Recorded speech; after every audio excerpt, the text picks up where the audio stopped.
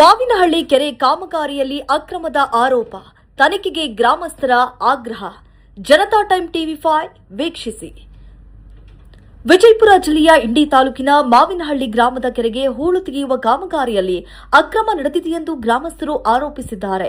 ಕಾಮಗಾರಿಯ ಹೆಸರಲ್ಲಿ ಲಕ್ಷಾಂತರ ರೂಪಾಯಿ ದುರುಪಯೋಗವಾಗಿದೆ ಎಂದು ಆರೋಪಿಸಿರುವ ಗ್ರಾಮಸ್ಥರು ಸಂಬಂಧಪಟ್ಟ ಇಲಾಖೆಯು ಸಮಗ್ರ ತನಿಖೆ ನಡೆಸುವಂತೆ ಒತ್ತಾಯಿಸಿದ್ದಾರೆ.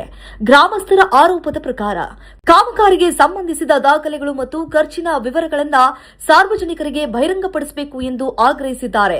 ಈ ಸಂಬಂಧ ಗ್ರಾಮ ಪಂಚಾಯಿತಿ ಪಿಡಿಒ ಸಿದ್ದರಾಮ ಸೀನಕೇಡ ಅವರ ಪಾತ್ರದ ಬಗ್ಗೆಯೂ ಪ್ರಶ್ನೆಗಳನ್ನು ಎತ್ತಿದ್ದಾರೆ.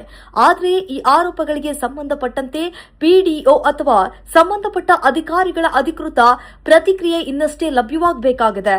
ಅಧಿಕಾರಿಗಳ ಪ್ರತಿಕ್ರಿಯೆ ದೊರೆತ ಬಳಿಕ ಅದಕ್ಕೂ ಸೂಕ್ತ ಸ್ಥಾನ ನೀಡಲಾಗುವುದು. ಈ ಪ್ರಕರಣದ ಕುರಿತು ಸಂಬಂಧಪಟ್ಟ ಇಲಾಖೆಯು ನಿಷ್ಪಕ್ಷಪಾತ ತನಿಖೆಯನ್ನ ನಡೆಸಿ ಸತ್ಯಾಸತ್ಯತೆ ಪರಿಶೀಲಿಸಿ ಅಗತ್ಯ ಕ್ರಮವನ್ನು ಕೈಗೊಳ್ಳಬೇಕು ಎಂದು ಗ್ರಾಮಸ್ಥರು ಒತ್ತಾಯಿಸಿದ್ದಾರೆ. ಜನತಾ ಟೈಮ್ ಟಿವಿ5